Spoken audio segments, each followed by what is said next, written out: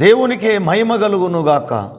ఈరోజు దేవుని వాక్యాన్ని వింటున్న ప్రతి ఒక్కరికి ప్రభునామములో నా వందనములు తెలియజేస్తున్నాను. అందరూ బాగున్నారా? రండి, ఈరోజు దేవుని వాక్య ధ్యానం కొరకు పరిశుద్ధ గ్రంథములో నుండి మొదటి సమూయేలు గ్రంథము 1వ అధ్యాయం 10వ వచనాన్ని చదువుతున్నాను. అందరూ శ్రద్ధగా ఆలకించండి. బహు దుఃఖాక్రాంతురాలై వచ్చి యెహోవా సన్నిధిని ప్రార్థన చేయుచు బహుగా ఏడ్చెను. దేవుడు ఈ వాక్యము మనందరి వినికిడిలో ఆశీర్వదించునుగాక. ప్రభునందు ప్రియులారా, ఈ మొదటి సమూయేలు గ్రంథంలో 1వ అధ్యాయం 10వ వచనంలో మనం చదువుకున్న భాగం, బహు దుఃఖాక్రాంతురాలైన హన్నా యెహోవా సన్నిధికి వచ్చి ప్రార్థన చేయుచు బహుగా ఏడ్చెను అని రాయబడి ఉన్నది. ప్రియులారా, ఎల్కానాకు 2 భార్యలు. ప్రియులారా, మొదట ఆమె హన్నా, రెండవది పెనిన్నా. ప్రియులారా,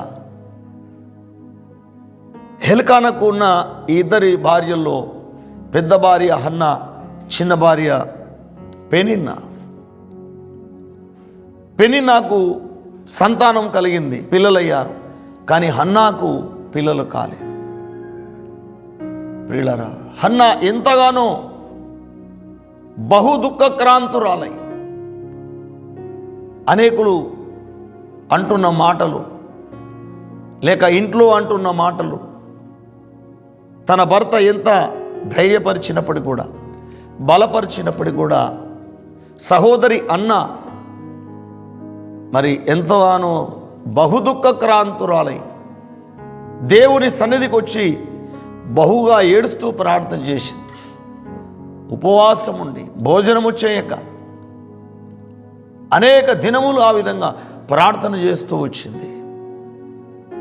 ప్రియులారా, దేవుడు హన్నా ప్రార్థన విన్నాడు. ఆమె ప్రార్థన చేసింది, ప్రభువా, నాకు ఒక కుమారుణ్ణి మీరు అనుగ్రహిస్తే ఆ కుమారుణ్ణి నీకే ప్రతిష్ఠిస్తా అని మొక్కుబడి చేసింది. దేవుడు హన్నా ప్రార్థన విని మరలా వచ్చే సంవత్సరం తరకే మంచి కుమారుణ్ణి దేవుడిచ్చాడు. ఆ కుమారుడే సమూయేలు. ప్రియులారా, ఆ సమూయేలే ఇశ్రాయేలు ప్రజలకు గొప్ప ప్రవక్త. కానీ సమూయేలు తల్లి హన్నా ఎంతగానో బహు దుఃఖాక్రాంతురాలై దేవుని సన్నిధిలో ఏడ్చి ఏడ్చి ఉపవాసం ఉండి ప్రార్థన చేసి కన్నది ఆ కుమారుణ్ణి. ముఖ్యంగా ఈ వాక్యాన్ని వింటున్న నీవు, ప్రియులారా, నువ్వు ఏ దుఃఖంలోనైనా ఏ బాధలోనైనా ఉండి దేవుని సన్నిధిలో నీవు కన్నీరు కారుస్తే, నీవు దేవుని సన్నిధిలో కన్నీరు విడిస్తే ఖచ్చితంగా నీ ప్రార్థన దేవుడు వింటాడు. మన దేవుడు కన్నీరు తుడిచే దేవుడు. ప్రియులారా, మన కన్నీటి ప్రార్థన ఆలకించే దేవుడు. ఎప్పుడైతే మనం కన్నీరు విడిచి దేవుని సన్నిధిలో ప్రార్థన చేస్తామో ఖచ్చితంగా మన కన్నీటి ప్రార్థన దేవుడు వింటాడు. సహోదరి అన్న బహు దుఃఖక్రాంతురాలై దేవుని సన్నిధిలో బహుగా ఏడుస్తూ ఉపవాసం ఉండి ప్రార్థన చేసింది. అద్భుత రీతిగా దేవుడు గొప్ప సంతానం, సమూయేలు ప్రియులారా, ఒక ప్రవక్తను దేవుడిచ్చాడు. తర్వాత కూడా దేవుడు సంతానం ఇచ్చాడు.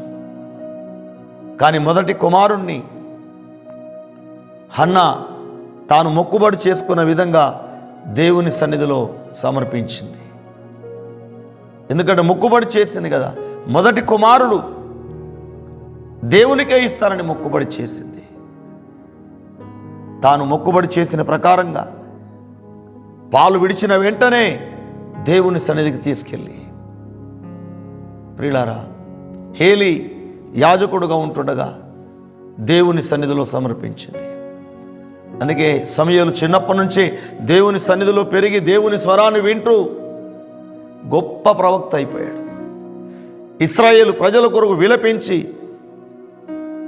వారి పాపముల కొరకై కన్నీరు గార్చి ప్రార్థించేవాడుగా తయారయ్యాడు. ప్రియులారా, అందుకే సమూయేలు ప్రవక్త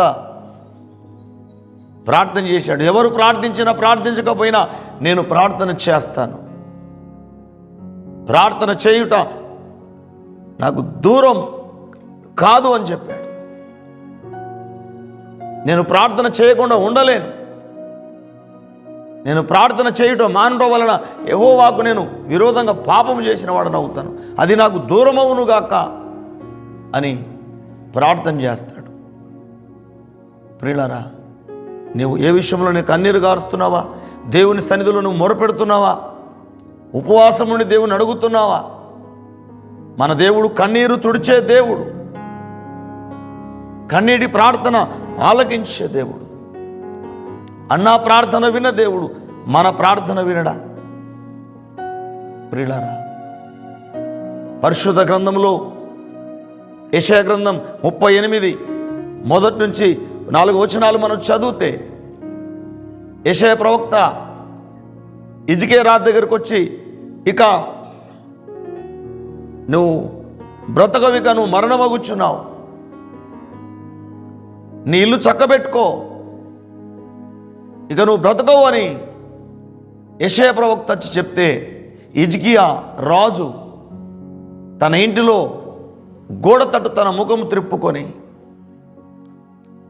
కన్నీళ్లు విడుస్తూ ప్రార్థన చేశాడు. ప్రభువా, ఇంత తొందరగా నన్ను తీసుకెళ్తావా అని. అప్పుడే వెంటనే దేవుడు మరలా యెషయా ప్రవక్తతో మాట్లాడి ప్రత్యక్షమై, ఇదిగో మరలా హిజ్కియా రాజుకి ఇలా చెప్పు నువ్వు అంటాడు. అతని కన్నీరు నా సన్నిధికి చేరింది, అతని కన్నీరు నేను చూశాను, ఇదిగో అతనికి నేను 15 సంవత్సరాల ఆయుష్ పెంచుతున్నాను అని దేవుడు అంటాడు. మరలా యెషయా ప్రవక్త వచ్చి హిజ్కియా రాజు దగ్గరికి వచ్చి, హిజ్కియా, ఇక నువ్వు భయపడకు, నీ కన్నీటి ప్రార్థన దేవుని సన్నిధికి చేరింది, ఇదిగో ఇంకా 15 సంవత్సరాల ఆయుష్ దేవుడు నీకు పెంచుతున్నాడు అని చెప్తాడు. ఎంత అద్భుతం! దేవుని బిడ్డలారా, మనం దేవుని సన్నిధానంలో కన్నీరు విడిచి ప్రార్థన చేస్తే మన ప్రార్థన ఆయన ఆలకిస్తాడు. అన్నా కన్నీరును తుడిచిన దేవుడు, హిజ్కియా రాజు కన్నీరు తుడిచిన దేవుడు మన కన్నీరు కూడా తుడవడా? మన కన్నీటి ప్రార్థన ఆయన వినడా? దేవుని సన్నిధానంలో అవసరమైతే ఉపవాసం ఉండి కన్నీరు విడిచి ప్రార్థించినప్పుడు, నీకున్న సమస్య ఏదైనా కావచ్చు, నీకున్న బాధ ఏదైనా కావచ్చు, మనకు ముందున్న భక్తుల వలె మనము కన్నీరు విడిచి ప్రార్థించినప్పుడు మన ప్రార్థన కూడా దేవుడు వింటాడు. మన దేవుడు కన్నీరు తుడిచే దేవుడు, కన్నీటి ప్రార్థన ఆలకించే దేవుడు. నువ్వు ఏ విషయంలోనైనా దేవుని సన్నిధిలో కన్నీరు విడుస్తున్నావా, కన్నీటి ప్రార్థన చేస్తున్నావా, తప్పనిసరిగా దేవుడు నీ ప్రార్థన వింటాడు, నీ జీవితంలో గొప్ప కార్యాలు చేస్తాడు. కనుక ఈ మాటలను బట్టి నీవు ప్రియులారా బలపడి ధైర్యం తెచ్చుకొని, నేను కూడా కన్నీరు విడిచి ప్రార్థన చేస్తానని, ఉపవాసం ఉండి ప్రార్థన చేస్తానని తీర్మానం చేసుకొని నీవు కూడా ప్రార్థన చేయి. మన దేవుడు కన్నీరు తుడిచే దేవుడు, కన్నీటి ప్రార్థన వినే దేవుడు. మన జీవితాల్లో కూడా గొప్ప కార్యాలు చేస్తాడు. అలాంటి కన్నీటి ప్రార్థన దేవుడు మనందరికి అనుగ్రహించునుగాక. ఆమేన్. చిన్న ప్రార్థన చేసుకుందాం. మహాపరిశుద్ధుడా, పరమ తండ్రి యేసయ్యా, మీకు స్తోత్రాలు. ఆనాడు హన్నా బహు దుఃఖక్రాంతురాలై నీ సన్నిధికి వచ్చి బహుగా ఏడుస్తూ ఉపవాసం ఉండి ప్రార్థించినప్పుడు నాయన, హన్నా ప్రార్థన విన్న దేవుడు, ఆమె కన్నీటిని తుడిచిన దేవుడు నాయన. సమూయేలు ప్రవక్తను నాయన తనకు కుమారుడిగా మీరు ఇచ్చారు, మీకు స్తోత్రాలు.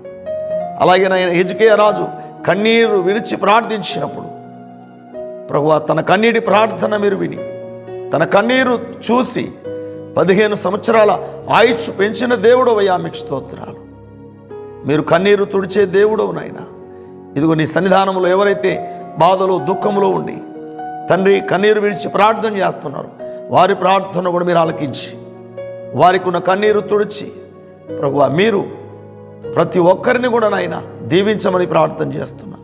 ఈ వాక్యాన్ని వింటున్నా ప్రతి ఒక్కరిని దీవించండి. ఏ ఒక్కరు ఏ బాధలో ఏ సమస్యలో ఉన్నా తండ్రి మాకు ముందున్న భక్తుల వలె మేము కూడా ప్రార్థించినప్పుడు మా ప్రార్థన కూడా మీరు ఆలకించి మీరు గొప్ప కార్యాలు చేయండి. ఈ వాక్యాన్ని వింటున్నా ప్రతి ఒక్కరిని దీవించి నాయన ప్రతి ఒక్కరూ కన్నీరు విడిచి ప్రార్థించేవారుగా మీరు సిద్ధపరచమని, కన్నీటికి ప్రతిఫలం ఉన్నదని ఆయన ప్రతి ఒక్కరికి విశ్వాసం మీరు కలగచ్చేయమని, ఆదరణ మీరు కలగచ్చేయమని యేసు నామములోనే ప్రార్థిస్తున్నాము తండ్రి.